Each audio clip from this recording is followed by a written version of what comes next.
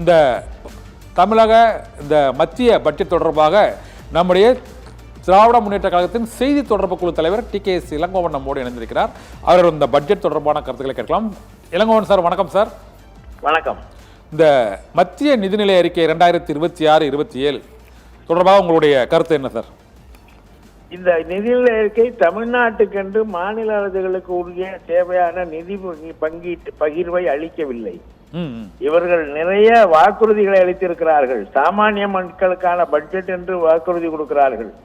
ஆனால் சாமானிய மக்களுக்கு செய்ய வேண்டிய நன்மைகளை செய்ய வேண்டிய துறைகள் எல்லாம் மாநில அரசிடம் இருக்கின்றன. உதாரணத்துக்காக மருத்துவம், உணவு வழங்குதல், அதே போல கல்வி, இவையெல்லாம் மாநில அரசின் அதிகாரத்துக்கு உட்பட்ட துறைகளாக இருக்கும் பொழுது போதிய நிதியை ஒதுக்காமல் இவர்கள் எப்படி சாமானிய மக்களை காப்பாற்றுவார்கள் என்று எனக்கு புரியவில்லை. இரண்டாவதாக, இப்பொழுது சரக்கு ரயில் தளம், குஜராத்திலே ஒரு சரக்கு ரயில் தளம் அமைத்திருக்கிறார், ரயில்வே தளம் அமைத்திருக்கிறார்கள். ஏற்கனவே தமிழ்நாட்டிலே காங்கிரஸ் ஆட்சி காலத்தில் லாலு பிரசாத் அவர்கள் அமைச்சராக இருந்த நேரத்தில் வடக்கு தெற்கு, தெற்கு வடக்கு சரக்கு ரயில் தளம் எக்ஸ்க்ளூசிவ் ஃப்ரைட் காரிடார் அறிவித்தார். ஆனால் இப்பொழுது அவர்கள் குஜராத்திலே அறிவித்திருக்கிறார்கள். தமிழ்நாட்டிலே அறிவிக்கப்பட்ட திட்டத்தை செயல்படுத்த முன்வரவில்லை. அதற்கு ஏதேனும் அறிவிப்பு இருக்குமா என்றால் அதுவும் இல்லை.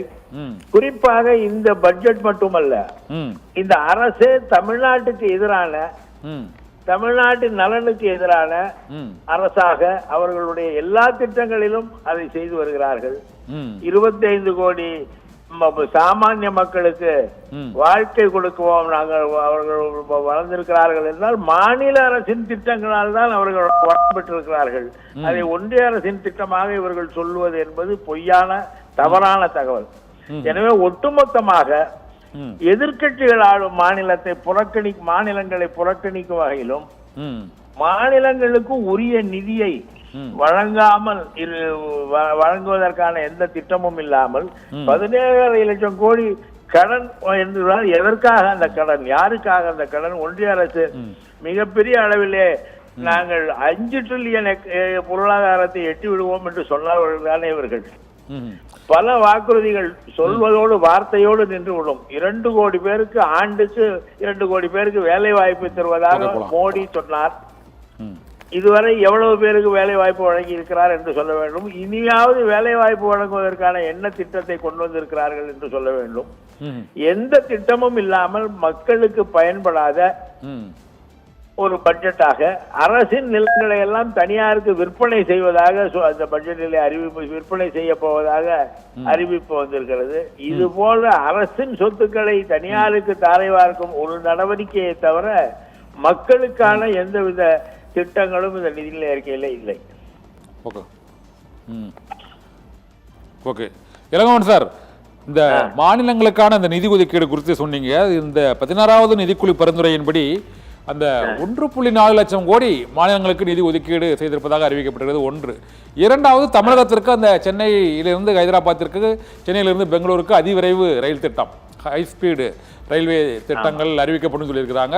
ஆதிச்சநல்லூரில் அந்த தொல்லியல் கலாச்சார மையம் அறிவிக்கப்படுவதாக அறிவித்திருக்கிறார்கள். தமிழகத்திற்கு இது போன்ற திட்டங்கள் நீங்கள் வைத்த கோரிக்கைகளில் ஓரளவு அவங்க அறிவிச்சிருக்காங்களா சார்?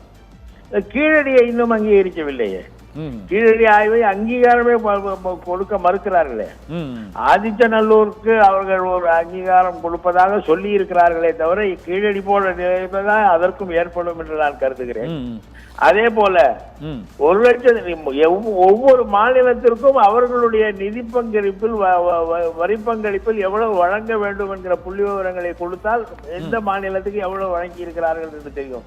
ஒட்டுமொத்தமாக அதை சொல்லிவிட்டு உத்தரப்பிரதேசத்துக்கும் ராஜஸ்தானுக்கும் அதிகமாக நிதி கொடுத்தால் என்ன பலன்? அவர்கள் ஆளுகிற மாநிலங்களுக்கு அதிகமாக நிதி பங்களிப்பும் எதிர்கட்சிகள் ஆளுகிற மாநிலங்களுக்கு குறைவான நிதி பங்களிப்பும் சொல்லிவிட்டு டபுள் இன்ஜின் என்கிறார். மாநில அரசு, ஒன்றிய அரசு தான் டபுள் இன்ஜின். ஆனால் வேறு கட்சி ஆளுகிற மாநிலங்கள் டபுள் இன்ஜின்ல வராதுன்னா இது என்ன கணக்கு? அவர் சொல்ல வேண்டும்.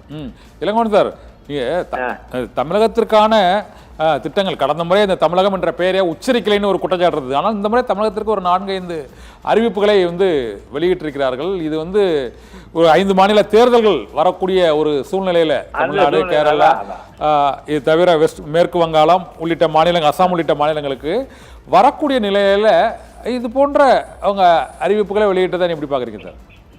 அதுதான் தேர்தலை கணக்கில் கொண்டு ஒரு சில அறிவிப்புகள், ரயில்வே திட்டங்கள் அறிவிக்கிறார்கள்.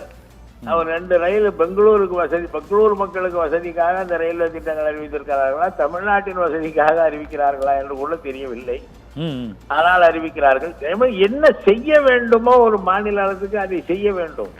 அவர் வெளிப்படையாக இரட்டை இன்ஜின் சர்க்கார் என்று சொல்லும் பொழுதே எதிர்கட்சிகள் ஆண்டால் நாங்கள் நிதி தரமாட்டோம் என்ற பொருளிலே தான் அதை சொல்கிறார். எனவே ஒரு ஒன்றிய அரசு மாநில அரசை அரசியலமைப்பு சட்டப்படி யார் ஆண்டாலும் அந்த மாநில அரசை ஒரு மாநிலமாக பார்க்க வேண்டுமே தவிர அதில் ஆளுகிற கட்சியின் அடிப்படையிலே செயல்பாடுகள் இருக்கக்கூடாது. அதைத்தான் அவர்கள் செய்கிறார்கள். இளங்கோவன் நிறைவா ஒரு கேள்வி. இன்று காலையிலேயே அந்த முதலமைச்சர் கூட இந்த நிதிநிலை அறிக்கையில் அவர் சில கோரிக்கைகளை கணக்கில் வைத்து சில அறிவிப்புகளை வெளியிட வேண்டும் என்று அவர் கோரியிருந்தார். ஆனால் அந்த அறிவிப்புகள் தொடர்ச்சியாக, அதாவது தமிழகத்திற்கு முதலில் அந்த விடுவிக்க வேண்டிய நிதி பற்றாக்குறை, அதாவது நிதியை விடுவிக்கவில்லை என்ற கேள்வி இருக்கிறது. இந்த கோவை மதுரை மெட்ரோ ரயில் திட்டங்களுக்கு அனுமதி அளிக்காதது தொடர்பான அறிவிப்பையும் எதிர்பார்த்திருந்தீர்கள். ஆனால் இது மட்டுமே ஒரு மாநிலத்திற்கென்று தனியாக அவர்கள் ஒதுக்கீடு செய்ய முடியுமா? ஒட்டுமொத்த இந்தியாவுக்கான பட்ஜெட்டில் தமிழகத்திற்கான ஒரு 4 அறிவிப்புகள் இருப்பதே நம்ம எப்படி முழுமையான ஏமாற்றமாக எப்படி சொல்ல முடியும்? இல்லை, அதான் சொல்றேன், எவ்வளவு செயல்படும். நான் கேட்பது இவர்கள் அறிவிப்புகள் எல்லாம் ஏற்கனவே செயல்படுத்தி இருக்கிறார்களா என்பதை பார்க்க வேண்டும். ஒரு பட்ஜெட்டில் மாநில அரசுகளுக்கு எவ்வளவு நிதி வழங்குகிறோம் இத்தனை சதவிகிதத்தில் சொல்ல வேண்டும். நீங்கள் தொகையை சொல்லாதீர்கள். ஒவ்வொரு மாநிலத்திற்கும் நாங்கள் 10% கொடுப்போம் என்று சொல்லுங்கள். ஒட்டுமொத்தமாக ஒதுக்கீடு செய்யப்பட்டிருக்கிறது. தமிழ்நாட்டுக்கு எவ்வளவு வரும் என்பது தமிழ்நாட்டு மக்களுக்கு தெரியும். ஒட்டுமொத்தமாக மாநிலங்களுக்கு 1.25 லட்சம் கோடி என்று சொன்னால் எந்த மாநிலத்துக்கு எவ்வளவு நிதி போகும் என்பது யாருக்கு தெரியும்? ஏற்கனவே அவர்கள் உத்தரப்பிரதேசம், ராஜஸ்தான், மத்திய பிரதேசம் போல அவர்கள் ஆளும் மாநிலங்களுக்கு அதிக நிதியை வழங்கி கொண்டுதான் இருக்கிறார்கள். தமிழ்நாட்டை தான் வஞ்சிக்கிறார்கள். ஓகே இளங்கோவன் சார், ஒட்டுமொத்தமாக இந்த பட்ஜெட் தொடர்பாக உங்க மதிப்பீடு சொல்லுங்க, ஒத்த வார்த்தையில சொல்லுங்க சார். இந்த பட்ஜெட் என்பது பல அறிவிப்புகள் வெறும், ஏற்கனவே பார்த்ததை போல பல அறிவிப்புகள் வெறும் அறிவிப்பாகவே நின்று விடும் என்பதுதான் என்னுடைய கணக்கு. ஏனென்றால் 17.5 லட்சம் கோடி கடன் வாங்குவதற்கு அனுமதி வாங்கி இருக்கிறோம் என்று கூட சொல்லி இருக்கிறார்கள். எந்த திட்டத்தை இவர்கள் நிறைவேற்றினார்கள்? தனியாருக்கு அரசு நிலங்களை தாரை வார்ப்பதாக விற்கப் போவதாக சொல்லி இருக்கிறார்கள். அது வேண்டுமானால் நடைபெறும். ஓகே, நன்றி சார். டி.கே. இளங்கோவன் சார் எங்களோட இணைப்பில் இந்த பட்ஜெட் தொடர்பான கருத்துக்களை பகிர்ந்து கொண்டமைக்கு மிக்க நன்றி.